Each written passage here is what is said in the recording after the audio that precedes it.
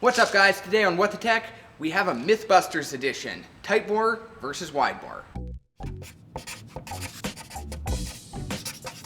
What the tech?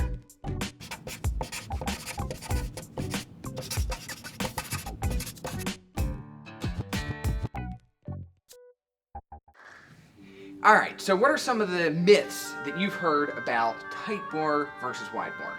Well, for one thing, I've heard that wide bore has longer range. Right? Long range? I've also heard that wide bore has better groupings.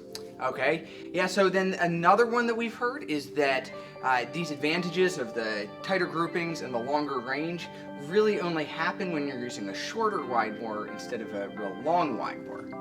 So here's the theory. With a wide bore, because there's more space around the BB, in theory, the BB doesn't run into the walls of the barrel as much as it's moving down. Because with the hop up, the BB is going to be moving down the top of the barrel. And with the wider bore, the idea is that it forms a cushion of air, the air pressure behind it forms a cushion of air around the BB that keeps it from rubbing on the walls of the barrel, which produces a better grouping downrange. So that's the theory. Let's go see how it works. So for the purposes of this study, we're trying to determine if there's an effect of the diameter of the barrel on the accuracy and range of the setup. What we've done is we've selected 3 different bores, all high quality barrels. Our first option is a PDI 6.01 millimeter barrel. We have a PDI 6.1 millimeter barrel, which is an intermediate sort of standard bore, and we have an Orga 6.23 wide bore. Each of these, we have a long variant and we have a short variant. All of them are tested with exactly the same hop-up parts. We're using a Reaps 70-degree bucking in an Element hop-up system here. This is a bucking that was selected because it tends to work really, really well with the Gen 2 Inferno that we're using across a wide range of barrels. So we're using that with the Element hop-up. All the parts are identical. They're not just identical, but they are the same parts. They're swapped from one barrel to the next, all installed by the same person, me. We are using Elite Force 0.32 gram BBs, all out of the same bottle, okay? So there's no variation in the bottle. We'll be shooting at 85 feet at 1.3 to 1.35 joules to gather measured groupings to do a quantitative study.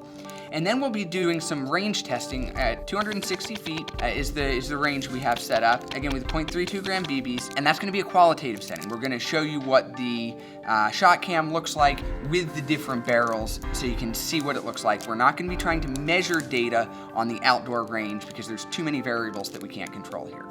So, with all that said, let's jump right into it.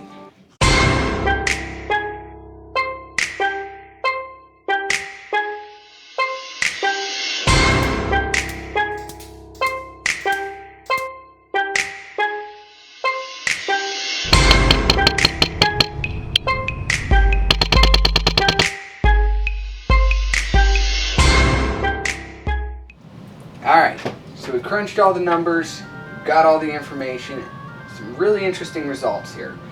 Going from left to right, we have the 6.01, the tight bore, we have the 6.1, the standard bore, and we have the 6.23, which is the wide bore, the Orga. The difference between the 6.01 and the 6.1, 6.1 in this test shot a slightly tighter grouping, but it's not enough to really be statistically significant. However, and these are all the short barrels, the shorter 6.23 shot a substantially wider grouping than the other 2 barrels. Now, if we go to the longer barrels, the 6.01 and the 6.1 again shot about the same size grouping. There's an interesting result here that the 6.01 there's much less vertical variation, but a little more horizontal variation than the 6.1. But again, when we go to the wide bore, the 6.23, substantially larger grouping. Another interesting result from here is that between the two, the shorter wide bore shot a larger grouping on paper than the long wide bore did. Interesting. But when you shoot it at range, the shorter wide bore actually shot a better grouping at long range than the wide one.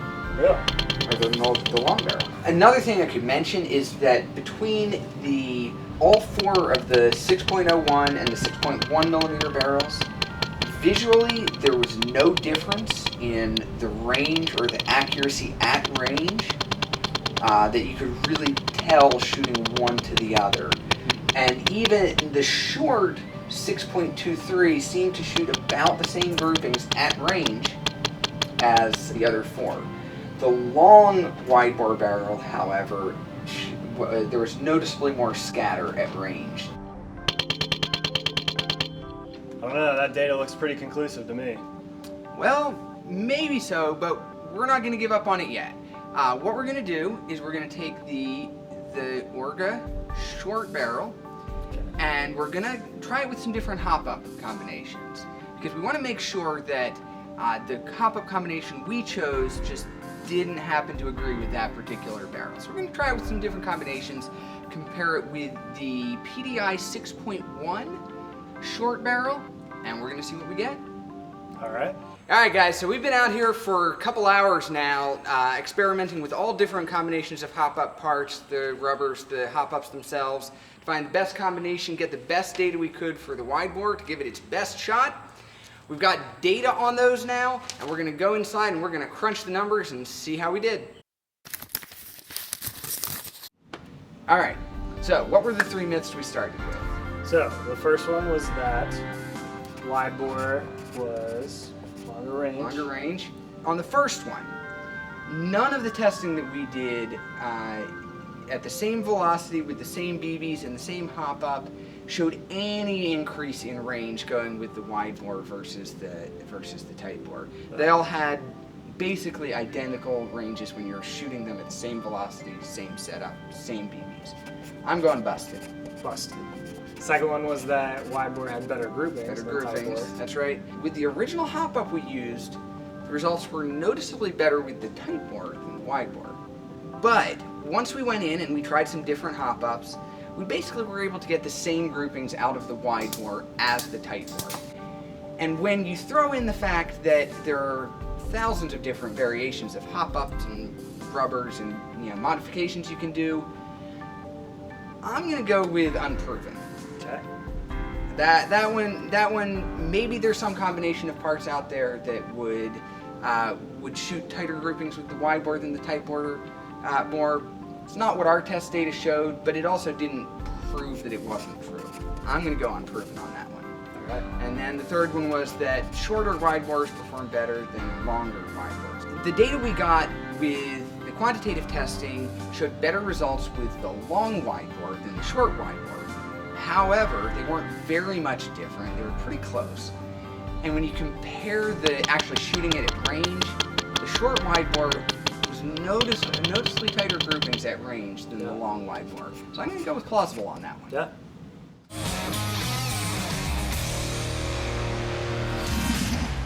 Hey guys, I hope this was fun and informative for you all to watch.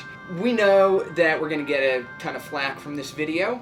It didn't matter which way the data came out, we were going to get people bent out of shape about it, so I want to clarify a few things. First of all, the test was done as scientifically as we could possibly make it. We attempted to take as many variables out of this as possible. That's why we didn't involve a ton of different barrels. We didn't involve a ton of different hop-ups until we got to the trying different hop-ups with a smaller number of barrels section. We used all the same bottle of BBs, all the same velocity, all the same regulator, magazine, same person doing the hop-up assembly, everything as much as we could. But this doesn't cover every variable out there, okay? This was done with a Gen 2 Inferno. It wasn't done with an AEG, any type of bolt action, be that spring, gas, HPA, you name it. There are a lot of different systems out there, and if you're taking away from this that we're saying that the data proves that wide bore is never better, that's the wrong conclusion. We will say that,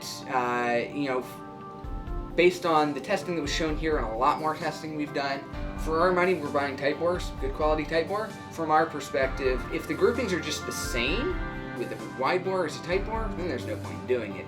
Because if you're running an AEG or a spring gun, that's more wear and tear on your gun, because you have to run a stronger spring to make up for the air loss. If you're running an HPA system, that means you have wasted air because you're running higher pressure to make up for the air loss. That's our takeaway from it. Doesn't mean that you can't get great results with a wide bore, and it is just as a demonstration of that. We grabbed the Prometheus Delta Strike barrel, which is a 6.2 wide bore. We did a Suguru hop modification on it, and we're going to throw that image up here for you. This shot, of all the things we ran during the test, this shot the best groupings. Great range, great consistency at range. So we're not saying you can't get great results with a wide bore barrel, but again, for us, tight bores are the go-to, efficient, generally works really well, and we just haven't, we're not seeing a lot of data that leads us to think that the wide bore is really worth it. That's the takeaway. I'm sure you guys will be happy to pick apart all my test methods and question why I used one brand versus another, or this or that. We're going to be doing more follow-up videos in the future. We're hoping to do a video of lots of different brands of tight bores, testing the quality of all of those. This is just a start, guys. Doesn't answer every question out there. Keep the comments friendly if you would. Don't get mean about it. Remember, this is a hobby. We have fun. We go out and play. Our goal is to provide information. We don't sell tight bores. We don't sell wide bores. We sell the systems, and we try to tell you what works best with it. So use what makes you happy, but this is just intended to give you guys information that will help you have some more fun. So we'll see you guys out on the field.